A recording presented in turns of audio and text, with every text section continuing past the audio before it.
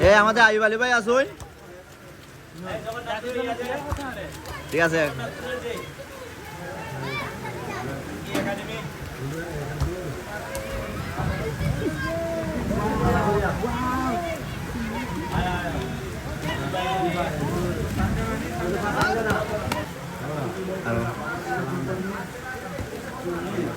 গুড়ো শৌকত ভাই গুড়ো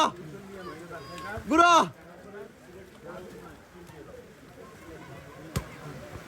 ঠিক আছে শৌকত ভাই